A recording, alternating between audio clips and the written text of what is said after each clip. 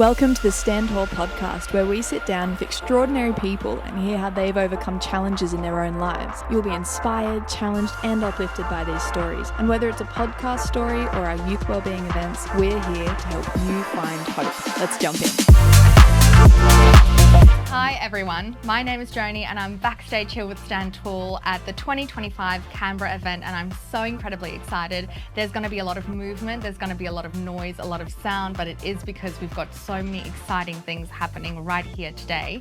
Along with a couple of exciting things, we've got some pretty amazing speaker lineups to have a chat, especially to you and to us, to find out more about what they do, what they love, what motivates them. And it's a pretty unique experience, a very special thing we get to have an insight to. And so with saying that, we actually have one of my favorite people lined up to go first. Tim, thank you so much for joining us. Thank you, Joany. It's really exciting. One of your favorite, I'll take that. You know it as well. Don't even pretend.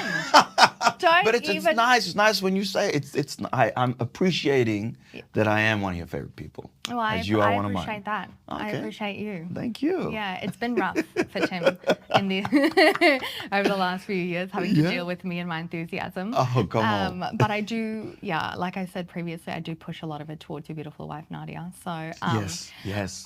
Speaking of wife. Yeah, speaking of wife. Wife. Congratulations on being, ticking off that marital status. Amen. Hey, look at that. Can I just say, did you design that? Co-designed by my beautiful wife. Of course, because I could tell. I could tell the flair. The flair. Yeah, we do things custom in the Omaji household. You really do. I mean, firstly, the engagement ring. Okay. Like one of my favorite pieces I've ever seen. Okay, I see. Yeah, I saw that. Yeah, double the gold, the silver. You're like doubling in both. I've stalked. Come on. I do stalk. I appreciate it. That's incredible. And so I'm just going on my own verge. Is that a ruby? This is a ruby. You get out of here. Yeah.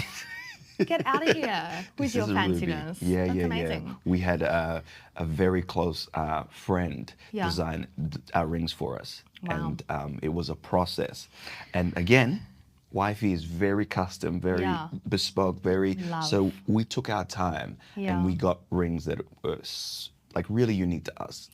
Representative of you and the relationship and the one that you guys share. That's beautiful. Yeah, that's thank you. Really cool. Thank you. And so it was a beautiful day. Obviously, I did my stalking online. It's IG official. Yeah, and I say this so often, but the drama, the beautiful, beautiful, beautiful custom pieces that you guys wore, it is.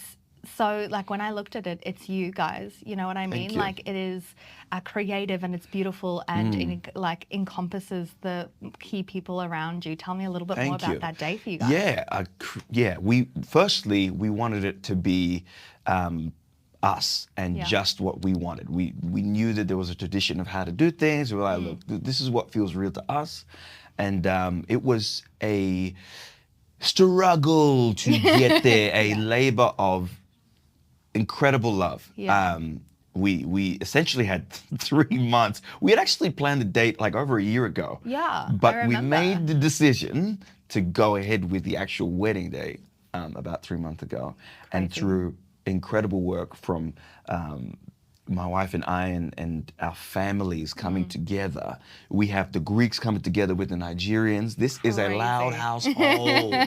But it was a beautiful day, special to us. Yeah. And it just had our touches, very, very intimate, pretty much family only. Yeah. And my wife it rocked up on a horse. It's everything I dreamed of. It's everything I wanted to see. You have to understand, Joany, I don't cry.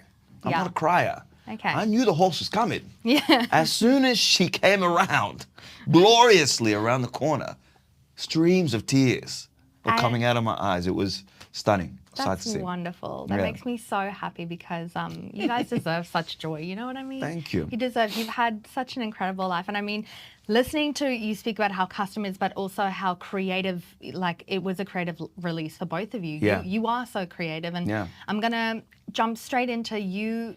You've chosen to go into the entertainment industry, right? And it is a creative outlet, and it does require a lot of those personalization. It is a labor of love. Yeah. Your career that you've chosen. Oh yeah. How how did you get into this? How did you decide this is my journey? Yeah, I think it was, I would have to say it was a calling because it started off as a passion. Nigerian household, music was very normal to us. Yeah.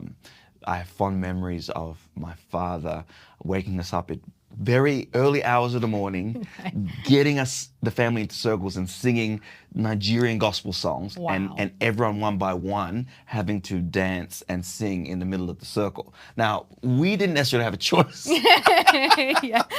Go and sing and dance. And so, you know, expressing ourselves and expressing our love for each other and for our faith was very normal to us.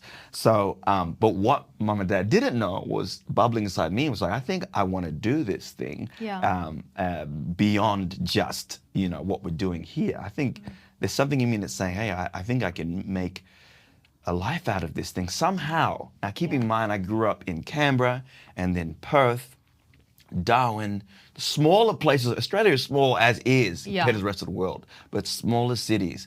And in these places, specifically in Canberra, which is very special to where we are now, I met who is my best friend now, a mentor of mine called Francis Owusu, who was the first person who I said, hey, 16, 15 years old, I want to make a career out of this thing. And he was like, it's going to take some time, but I believe you can do it. I believe you can do it. Wow. So, it came through dancing, a lot of dancing first. I was a terrible singer. Terrible. Really? A lot of people do not know that. Yeah, my sisters, my family, incredible singers. Me, I don't know why, but that doesn't align with the image I have of you of a 15-year-old, just amazing dancer, singer, all in one act. Yes. Yeah. Let me give you perspective. Yeah. Your mother is usually supposed to be your biggest fan, right? Yes. I remember her, me belting out my lungs and I say, bless. Timothy, I think you should stick to the dancing. Dancing is your thing. Wow. Wow. My sisters be looking like silent, just nodding. I'm like, okay. But this is why I say it was something inside me that said, no, like, keep going. Because this is what you're meant to do. Dance came naturally. Singing, I had to work at, and the vision was to put it all together. That's crazy. It's crazy that you knew, like, obviously, it might not have been your strongest suit singing, right? At that stage, but you knew, and it also only took one person's encouragement or one person's acknowledgement of that as a dream and guidance. For you to be like, no matter what obstacles I face, I will push through. And so you had to then learn how to sing, I assume. Right. How'd that factually. That was it was a process. Yeah, okay. Like all things. But I think, you know, I was blessed to come from a household that taught confidence, resilience. Our family were the only African family in school. So already I'm starting off life with adversity. Yeah. But we were instilled that you're different for a reason, and, you know, embrace the uncomfortability of that and push forward no matter what, you know. That's incredible. We weren't strangers to working hard. I was like, okay, this is a challenge, let's go. And it took, you know, there was a pivotal moment where I had my first recording session. I told Francis, I said, man, I'm ready. Put me in the booth. He said, you sure? I said, I'm sure, let's go. So he organized the session. I spent 6 hours recording in the studio. When I heard the playback, when I tell you, I almost cried at how bad it was. Humbling. Seeing myself in the mirror for the first time, saying, okay. But again, freeing, because I was able to see where I was and what I needed to work on. Reality check.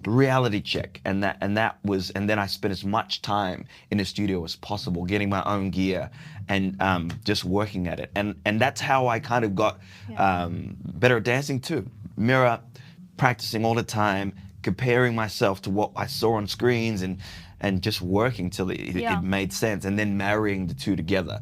So it was, yes, a labor of love, but again, a calling. It's hard to explain. The passion, just, there was no, me being a Nigerian guy growing up in Australia, there was no model that I was following. No, there was, growing up, who we got? Ernie Dingo. Yeah, well, people of color, Kamal. Yep. Dilmati. Marsha Hunt, like there wasn't many of me. Yes. Exactly. Yeah. Barely a handful. Barely a handful. That's why I'm like, this has got to be something deeper that's calling me to do Yeah. this, because I knew it. It was a knowing that I had to push through, regardless of the model. But I had been blessed with, again, guidance and people who believed and saw the flame. If they couldn't see themselves, they saw the passion. Yeah. And the drive. And it's that so wonderful. Was misunderstood in certain times. I mean, you can only take it so many wins. Right? Yeah, I completely I'm talking understand. like, we got a crew of people, I'm leading the crew, we're going to do a performance, and I'm like a drill sergeant. Again, we're doing it again. It's like, Tim, we've ran it, like, we're all tired. It's like, are you tired? Is the routine ready? It was a lot of finessing to understand that my passion was a little different to other people's, but Well, you had to it was grow into necessary. it. Exactly. You had to grow into it. Yeah. And I mean, I think it is so wonderful to know that you grew up in such a incredible family that did instill all those values, and it's 100% what then got you to where you are today, which is so great. And I mean, I'm speaking from a place where I'm not in the industry, and I'm, if anything, alongside it, and you only hear what you hear. And so specifically with the life that you chose, sometimes in the background, in the way that you go about the business, the entertainment industry can be synonymous with a lot of, how do I say this politely? A lot of drugs and alcohol and rogue decisions that people make that they justify. I like rogue that. Yeah, decisions. it's a great way of rogue decisions. Rogue. You know what? And I mean, how have you kept to who you are despite that? Not only that, but you've been able to be successful without compromising on the things that you find value in and what you stand for. How did you manage to do that? Oh, good question. I think, one, my circle. Yeah. My circle will always kept me very humble. Yeah. Two, I was aware enough as a kid growing up that certain things wouldn't benefit me, that would hinder me. Yeah. And choosing the kind of career path and the kind of artist I wanted to be, I had to be somewhat a creative athlete. Yeah. So drugs, excessive alcohol wasn't really in the line. And though I tried it, hey, I tried, and through personal experience, I was like, this doesn't align. No. This doesn't align. And then a core of faith, and this industry, I think why you see people really getting strung up on different things, the drugs, loose living, sex, alcohol, all these things that can take you out of the game, is because it comes with so much. You're always questioning your value. I think it's a core of value, because you say you're an artist, you put out a song, you put out an album, does it work? Do they like me? Do they love me? I don't know. Is this thing going to sell? Value. Yeah. As an actor, you go for an audition. Am I going to get the role? Am I good enough? What's wrong with me? This is a value thing. So I think as creatives, if we don't have a core and a faith or a center that instills that value, we need to find it from somewhere else. Yeah, you seek we need to external. escape, because it's too much. For me, even today, in where I'm at, I still get more no's in auditions that you could believe. Yeah, majority of the time I go for something, it's a no. Yeah. So to not get bitter, to keep going, I'm saying it's a calling, is my faith core, my belief in God, and to my circle, people around me going, this is your value, regardless of what they say. Yeah, this is who you are. So that's beautiful. Yeah. And it's so important to have that and to be able to pull from that. Otherwise, you will always seek external validation. Exactly. And so what I'm hearing is surrounding yourself with key people that know you for who you are, know what you stand for, and that can always pull you up. Oh, yeah. And call you out when you step outside of that. Oh, yeah. Yeah, it's hard. It's hard to have someone pull you back in, but you need It's someone uncomfortable. to pull you back in. Yeah, it's uncomfortable, but I've lived long enough to embrace the fact that the most valuable things in life come through uncomfortability. Yeah, I found that. I like that. That's the only way we grow. Yeah. And it's humbling, and being the guy at the front, being the star, and then, coming home being like, you need it. Nah, that's not cutting it. Yeah. Is humbling, but it's so important because at the same time, I also have realized that, I am a vessel for this, and it's a calling, and it's not for me. It's the impact that 100%. it's making, right? So it's more responsibility that way. Way more. Right? 100%. Yeah, but then also the mindset of like, Tim, you're hearing all the applause. Remember who this is for. You know what I mean? Remember there are people who are seeing you who are in their own journeys of finding out their value or trying to understand whether they can do the things that are in their heart to do. Yeah. And I believe whatever I do is a testament to the fact that these dreams come true, that whatever is in you is not a thing to be played with. You can get there, you can do it. But on top of that, it's so important because the impact of it is not just for you, it's for people who need to see that it's possible. Yeah, it's for that broader community. Like you said, when you were growing up, you had less than a handful of people that you were looking towards. And now you might be that person in the handful for someone else that they're looking at. What's some advice that you would give not only to your younger self or to teens that might have a similar dream of, having that calling and necessarily they don't know how to get into that next step, or it's daunting or it's frightening? What would your advice be to those guys? Like it's daunting or at the it's precipice. At the precipice. At the precipice. I think my advice is it's never going to be perfect or easy or straightforward at the beginning, but try and find people or places that offer education. Yeah. Education Amazing. is first. And if you can't access that, YouTube. Love that. Practical. The Use University of resources. YouTube. Yeah. Just get your knowledge up and learn your craft. Yep. Learn about people who have excelled in the craft, and there's a lot of resource out there. So I'd say that's the first step. Yeah. Second step is, it's a 10,000 hours thing. You got it. This is not going to come quick. Put in the work. You got to put in the work. You have to put in the work. Have to put in the work. And third thing is to fellow upcoming performers, artists, this, that, who want to dream to be on stage, doing something else in the meantime to make sure that you're financially stable is not against your career. The more stability you have, the more longevity you can have to focus on your career. What you have is a gift, which is a vehicle, but you need fuel to go the distance. You need money in your pockets. Yes. I don't hear that often. People don't mention that because they're like, abandon everything to go and follow your dream. And you're like, yes, but also I have a mortgage.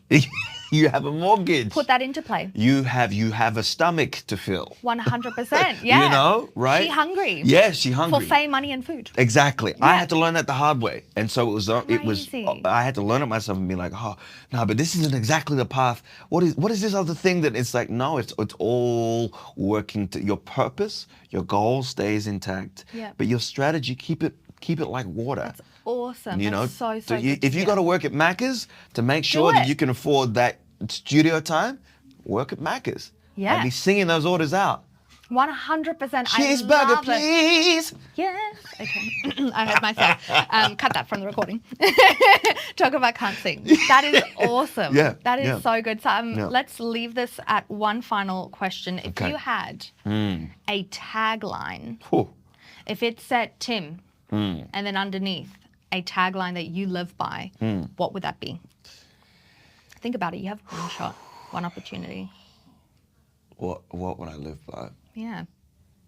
I thought about this. I haven't come up with anything yet. So. Wow. Oh.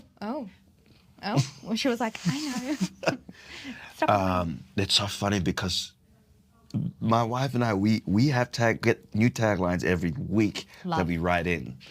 That's awesome. The one that I think is hitting to me now that I think will hopefully be of service is greatness lives outside of your comfort zone. I love that. Take that as you will. And I'll add to that. In order to grow a muscle, you have to rip it. Ooh, that's incredible. It doesn't sound nice, but it's the truth. If you got to grow, embrace the discomfort, the uncomfortability, Yeah. because the purpose is beyond comfort. 100%. It's beyond comfort. That's beautiful. Thank Yeah. you. And Thank you. Thank you so much for being so open and so, vulnerable and true to your Yeah. story. Thank you for and thank I've you learned for rogue decisions. I love that. That's like, how are your rogue decisions go? My future children and your future children. Yeah, wild. Rogue decisions, let's keep that at a minimum, guys. Oh, it's a couple of things. I go bold choices.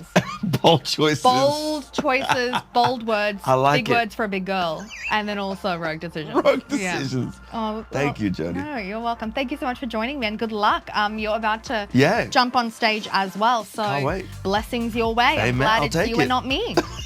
I'm pregnant, seated, I'm not Hey. moving. So Thank you. thank you. Thanks for joining us on the Stand Tall podcast. We've loved having you. Follow and subscribe to stay up to date and to hear more stories like this one. We'd also love it if you could share this with your friends and family, because we know a little extra hope can go a long way. You can find out more, tell us what you think, and keep up with our Stand Tall events via our social media.